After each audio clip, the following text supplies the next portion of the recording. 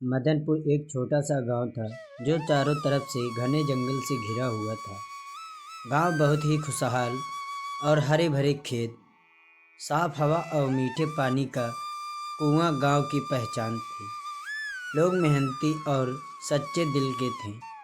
शाम को सभी अपने घरों के बाहर बैठकर बातें करते और बच्चे बेखौफ खेलते रहते थे। लेकिन इस खुशहाली के पीछे एक रहस्य छुपा हुआ था, जिसके बारे में लोग को कम ही बात करते थे।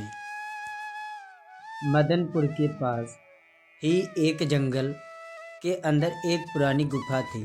कहा जाता था कि वहाँ कभी कोई नहीं जाता था। बुजुर्गों का मानना था कि उस गुफा में एक चुड़ैल रहती थी।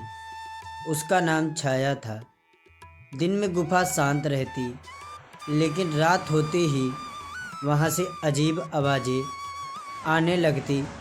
हवा अचानक ठंड हो जाती है और पेड़ों की परछाइयाँ हिलने सी लगती है। छाया कोई साधारण चुड़ैल नहीं थी। वह बहुत चालाक और ख़तरनाक थी। वह इंसानों की खुशहाली से जलती थी। कहा जाता था कि वह रात के अंधेरे में सुंदर औरत का रूप धारण कर लेती थी और अकेले लोगों को अपनी मीठी बातों में फंसा लेती। जो भी उसके साथ गुफा तक जाता, वह फिर कभी वापस नहीं गांव लौटकर आता था। एक दिन मदनपुर में अजीब घटनाएं होने लगती हैं। पहले एक लकड़हारा जंगल गया और वापस नहीं लौटा। फिर एक चरवाहा गाय चराने लग गया और गाय तो मिल गई, लेकिन वह नहीं मिला। गांव में डर फैल गया। लोग सूरज ढलते ही घरों में बंद हो जाते। सबको लगने लगा कि छाया फिर से जाग गई है। गांव में रमेश नाम का एक बहादुर युवक रहता था। उसे इन घटनाओं पर भरोसा नहीं था। उसने तय किया कि वह सच्चाई पता करेगा। एक रात वह मशाल और एक ताबीज लेकर गुफा की ओर चला। उसका दिल जोर जोर से धड़क रहा था, लेकिन वह रुका नहीं। जैसे ही गुफा के पास पहुंचा, हवा तेज चलने लगी। गुफा के अंदर अंधेरा था।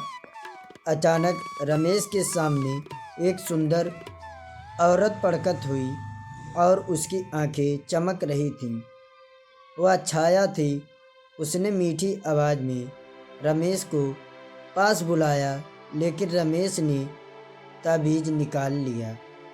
ताबीज देखते ही छाया चीखने लगी और उसका रूप डरावना हो गया।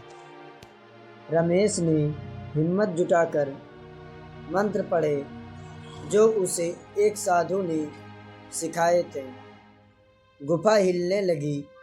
छाया जोर जोर से चिल्लाई और काले धुएं में बदलने लगी। कुछ ही पलों में वह पूरी तरह खत्म हो गई। गुफा की दीवारें टूट गईं और अंधेरा सा दूर हो गया।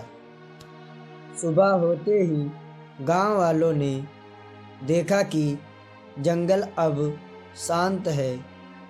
गुफा ढह गई और रमेश सुरक्षित वापस लौट आया। गांव में फिर से खुशहाली लौट आई। अब मदनपुर में कोई डर नहीं था।